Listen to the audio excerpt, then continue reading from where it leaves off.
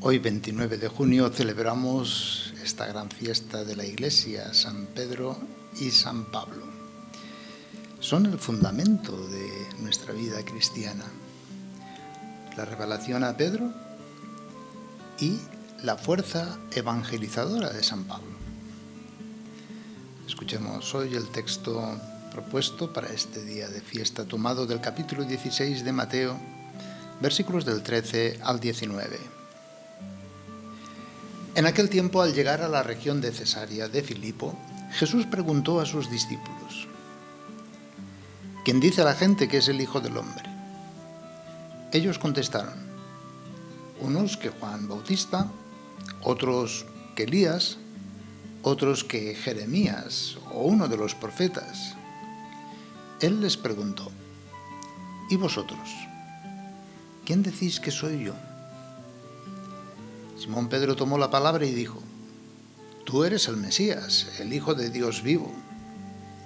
Jesús le contestó: Dichoso tú, Simón, hijo de Jonás, porque eso no te lo ha revelado nadie de carne y hueso, sino mi Padre que está en el cielo. Ahora te digo yo: tú eres Pedro, y sobre esta piedra edificaré mi iglesia, y el poder del infierno no la derrotará. Te daré las llaves del reino de los cielos. Lo que ates en la tierra quedará atado en el cielo, y lo que desates en la tierra quedará desatado en el cielo. Dios nuestro, que nos llenas de santa alegría con la solemnidad de los santos apóstoles Pedro y Pablo, haz que tu iglesia se mantenga siempre fiel a las enseñanzas de estos apóstoles, de quienes recibió el primer anuncio de la fe.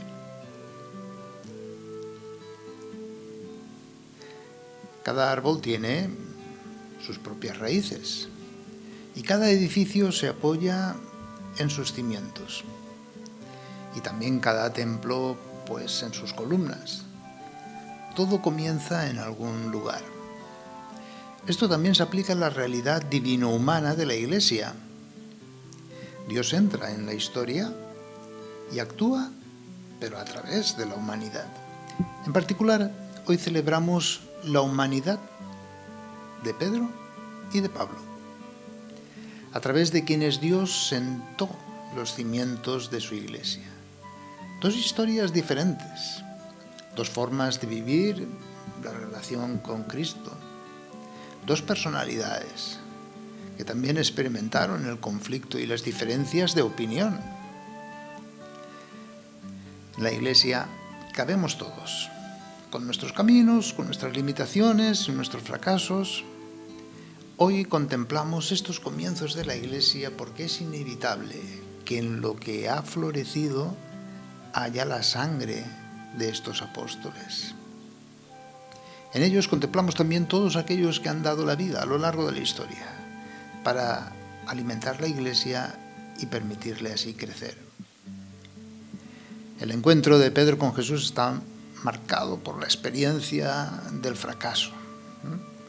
Jesús lo llama precisamente aquella mañana en la que está arreglando las redes, tras haber pasado toda la noche intentando pescar sin éxito. Su corazón estaba tan vacío como sus redes. Sin embargo, Jesús entró en ese vacío y lo llenó. Pedro comenzó a seguir a Jesús pensando que con sus propias fuerzas podría. Confiaba en sí mismo, en su entusiasmo. No pocas veces malinterpretó las palabras del Maestro. A veces intuyó, pero a veces también se equivocó. Para llegar a seguir verdaderamente a Jesús, tuvo que experimentar su propia fragilidad, su ser vulnerable. Se descubrió a sí mismo traidor, negador, vacilante. Se dejó llevar por el llanto para poder ver mejor. Una historia así podría parecer una historia equivocada, que no debía llegar a ninguna parte. Y sin embargo, una vez más, Jesús lo encontró en su fracaso y lo ayudó a dar sentido de nuevo a su camino. Pedro se sintió amado, perdonado. Jesús resucitado no indagó en sus deslices, sino que lo invitó a partir de nuevo desde el amor. Al final de su vida, Pedro comprende que solo se puede seguir a Jesús cuando uno se siente perdonado. Junto con Pablo, comprende que el Evangelio debe anunciarse en Roma, porque en aquel momento esa ciudad era el mundo, es decir, el lugar desde el que el Evangelio podría difundirse a todas partes.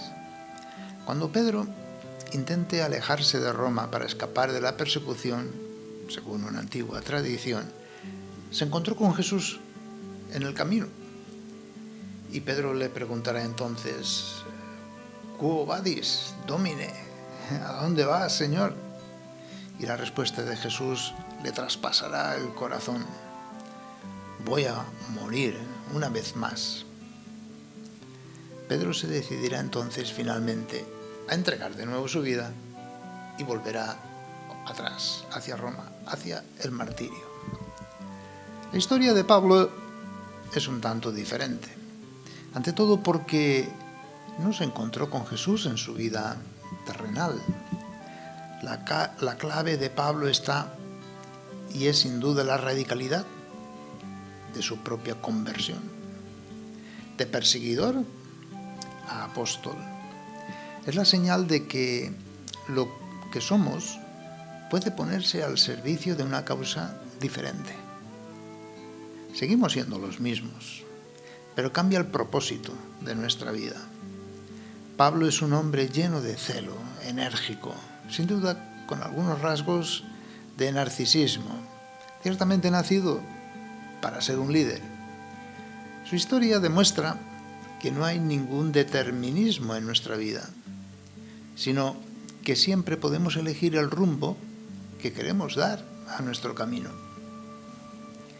Pablo es derribado al suelo, ¿no?, desde su soberbia, desde su orgullo, ¿no?, que es la imagen de un caballo, ¿no?, aunque la Escritura nunca habla de que se cayó del caballo. Y en esa caída se convierte en una oportunidad para acoger la gracia. A cualquiera le puede pasar que los acontecimientos de la vida lo derriben. Y a todos nos pasa que caemos. La historia de Pablo nos enseña a no ver estos acontecimientos solo de forma negativa, porque pueden ser ocasiones en las que Dios se acerca a nosotros. Aceptar la verdad, ver cómo estaban realmente las cosas, no era fácil para Pablo.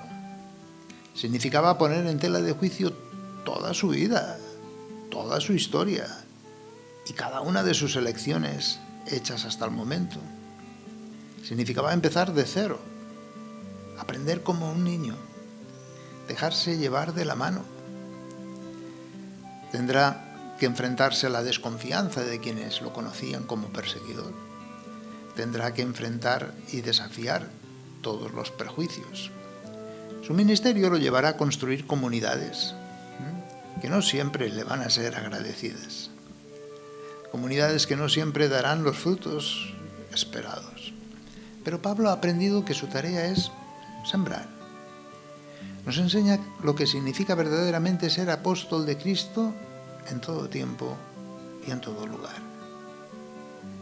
Celebrar a San Pedro y San Pablo, estas dos figuras, significa contemplar nuestros orígenes, conscientes que en esos comienzos hay mucho de nosotros.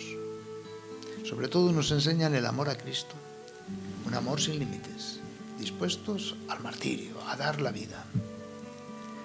Contemplemos en esta fiesta de hoy, empezando pues la semana también, contemplando la preocupación de Jesús por los cimientos y la edificación de su Iglesia, contando con nuestra pobreza y vulnerabilidad, estableciendo el trato y la relación con Él como lo único necesario y lo más importante.